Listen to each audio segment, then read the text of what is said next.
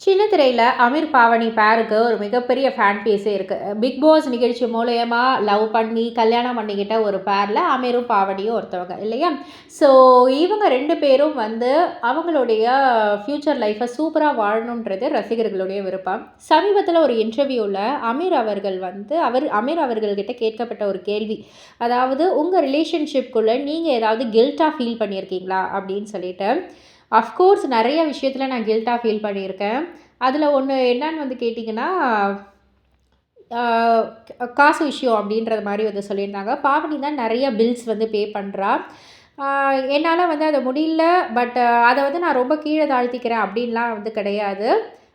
வேற ஒரு பொண்ணு பாவனி இடத்துல இருந்திருந்தா, இந்த அளவுக்கு ஹேண்டில் பண்ண முடியுமா? இந்த அளவுக்கு பில்ஸ் பே பண்ணியிருக்க முடியுமா? அப்படின்னு வந்து கேட்டா, ஒரு கேள்விக்குறி தான். அவ்ளோ அழகா வந்து எல்லாத்தையும் வந்து ஹேண்டில் பண்றாங்க.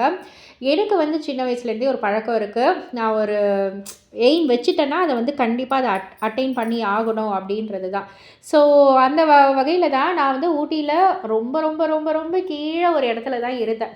நான் வந்து விஜய் டிவிக்கு போணும் அப்படின்ற ஒரு ஆசை. எல்லாருமே வந்து சொன்னாங்க, "நீ எல்லாம் வந்து முடியுமா? அங்க போய் ஜெயிக்க முடியுமா? அதெல்லாம் ஒண்ணும் கிடையாதுன்னாங்க."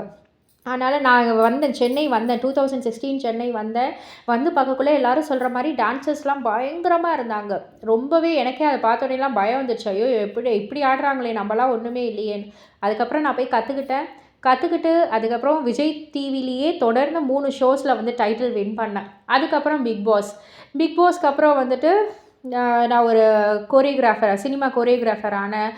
பிரபுதேவாவுக்கே நான் கோரியோகிராஃப் பண்ணுவேன் அப்படின்னு யாராவது சொல்லுவாங்கன்னா, நான் சொல்லியிருக்கேன். அதையுமே நான் வந்து அச்சீவ் பண்ணேன். அதுக்கப்புறம் வந்துட்டு ஒரு சின்ன சின்ன இந்த மாதிரிலாம் வந்து போய்க்கிட்டே இருக்கு. இப்போ வந்து எனக்குள்ள ஒரு இன்ஃபீரியாரிட்டி காம்ப்ளெக்ஸ் இருக்கும் எப்பவுமே. நான் வந்து நல்லா இல்ல, நான் அழகா இல்ல அப்படின்றது.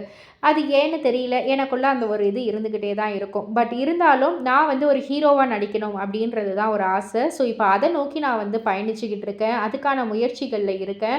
ஸோ அதனால என்னால வந்து நெறையா இன்கம்லாம் கொண்டு வர முடியாததால, அந்த பில்ஸ் பே பண்றது எல்லாமே வந்து பாவனி தான் வந்து ஹேண்டில் பண்றதால, அந்த ஒரு கில்ட் எனக்கு இருக்கு அப்படின்ற மாரி இவங்க பகிர்ந்துக்கிட்டாங்க. இத பத்தி நீங்க என்ன நெனைக்கிறீங்க? உங்களுடைய கருத்து என்ன அப்படின்றத கீழ உள்ள கமெண்ட் பாக்ஸ்ல குறிப்பிட்டு சொல்லுங்க. மறக்காம சேனல சப்ஸ்கிரைப் பண்ணி பக்கத்துல உள்ள பெல் ஐகான கிளிக் பண்ணிடுங்க.